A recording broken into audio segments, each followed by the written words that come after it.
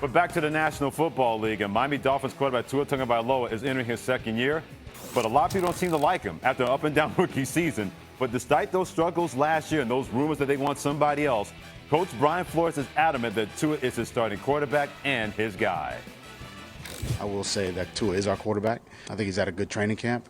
I think he's made a lot of progress. I think he's made a lot of improvement. We're pleased with where he is. And he's going about his preparations for New England the way he should be. I don't know if I can be more clear. I mean, I don't know how many times you want to say it, I don't know how much more clear I can be here. Tua's a starter. I think it means a lot. With it coming from the head coach, the support that, I have from him, from the team, it means a lot.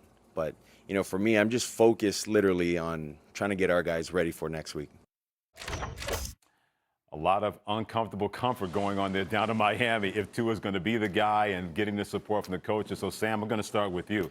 This team came that close to being a playoff team in the AFC East. Are they a playoff team in Tua Tagovailoa's second year? No, they're not. And let me tell you why. You said they came that close to being a playoff team. In the games, Week 17, the game they had to win to get in a lot of ways, they lost by 30. Lost by 30. And so that's number one. Number two, I just heard you talk about all these great quarterbacks in the AFC. You talked about Baker Mayfield. You talked about Lamar Jackson. You talked about Josh Allen. You talked about Justin Herbert. You talked about all these quarterbacks. And Tua's not in that conversation. So when it comes to Miami making the playoffs, I was hoping they would make it last year. Yes, a top 6 defense in the NFL. Their defense is phenomenal. But with or without Tua, this team has to prove to me that they can make the playoffs when it counts. We saw Indy get in last year when it counted. We saw Baltimore get in last year when it counted. All those teams that are on the brink. Yes, we know the top 3 or 4 are automatically going to make it. We know that. But when it counts, when it matters, the game is on the line the most, Miami didn't do it. Miami didn't do it. And so if you got, whether it's Tua or whoever else, I don't care who's back there, Miami didn't do it. And so when you go back and turn the tape on and say, okay, I want to see who's going to be there when it counts, when it matters, I'm picking Pittsburgh.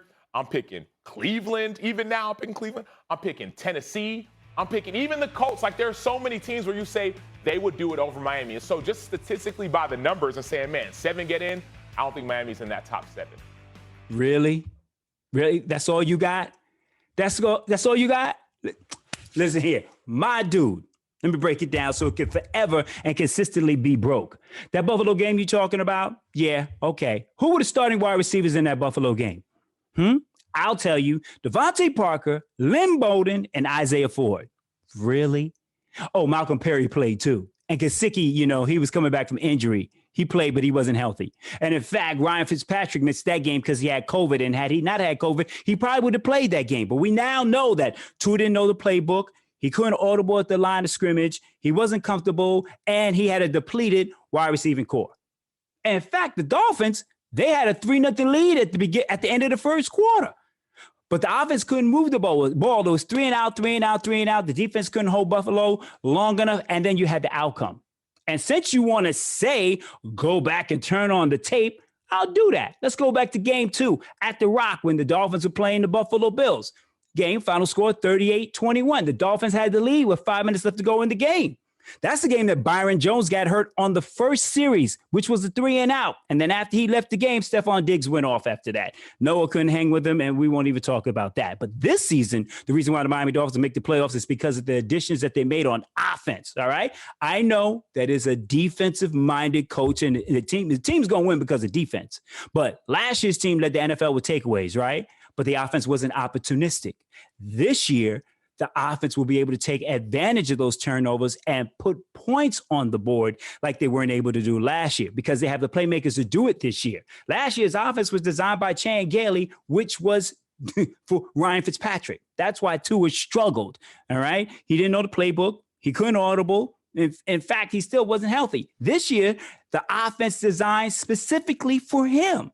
And the coach that'll be calling the plays and be in his ear is a coach that played the game, Charlie Fry. All right. So he's comfortable with Charlie. They've had a relationship for a long time. They go back. And based on what I saw during training camp and preseason, Tua Tagovailoa has complete command of this offense. All right. Last year, he didn't have any weapons. That's what people tend to forget.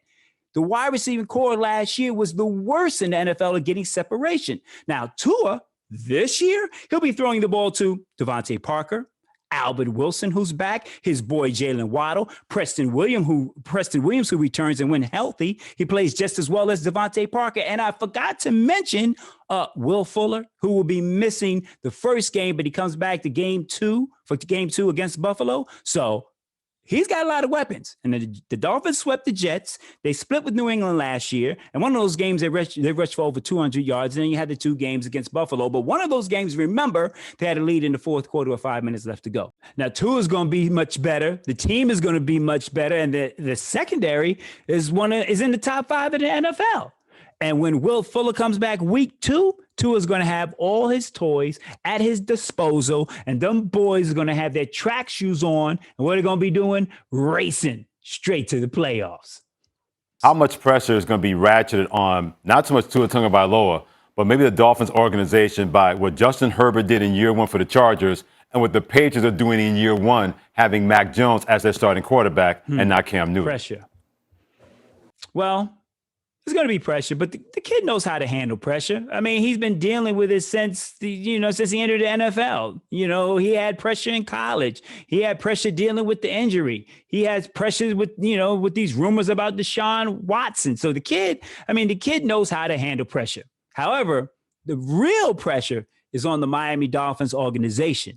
They've done such a, whether or not they picked the right quarterback. That's the pressure, And I'm glad I have the opportunity to talk about this right now because I don't think it's fair to compare Tua.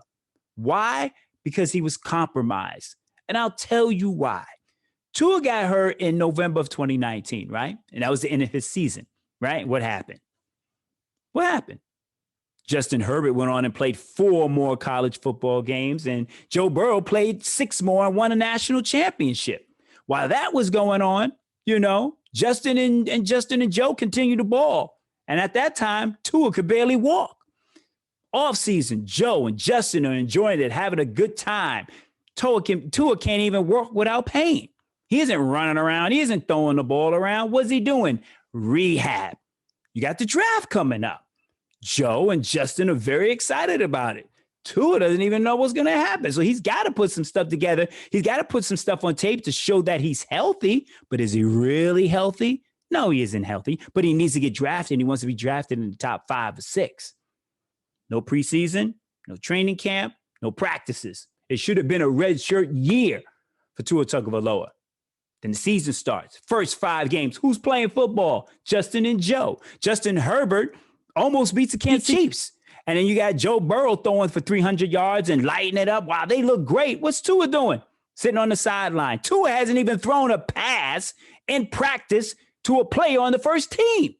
Come on, son. Do you really expect him to come out and be on the same level as those guys after they played so many more games and he's coming out and after everything he endured? Shouldn't have put him through it. Should have been a redshirt year. But I believe the suggestion came from up top. And that's a different topic for another debate. However, when you ask about pressure, I really feel the pressure's on the Miami Dolphin organization. 6 games to the NFL season last year. They needed to know, they needed to know whether or not Tua could do it, so they forced him on the field. He didn't know the playbook. He didn't know the audibles. He wasn't healthy. But the organization felt the pressure because they needed to know how he would look, especially the way Joe and Justin were looking. And then because they had two draft choices in the 2020 draft and the number 3 pick, maybe they should pick a quarterback. They needed to know. So they'd rather do that than, not know whether or not they need to pick up the quarterback. So the pressure's on the Miami Dolphins organization, a little bit of pressure on Tua, but I have more confidence. I feel better about it because of what I've seen in training camp going forward. He's more comfortable with the offense. They've designed an offense specifically for him. The pressure is on him, but I believe he can handle it. I hear what you're saying.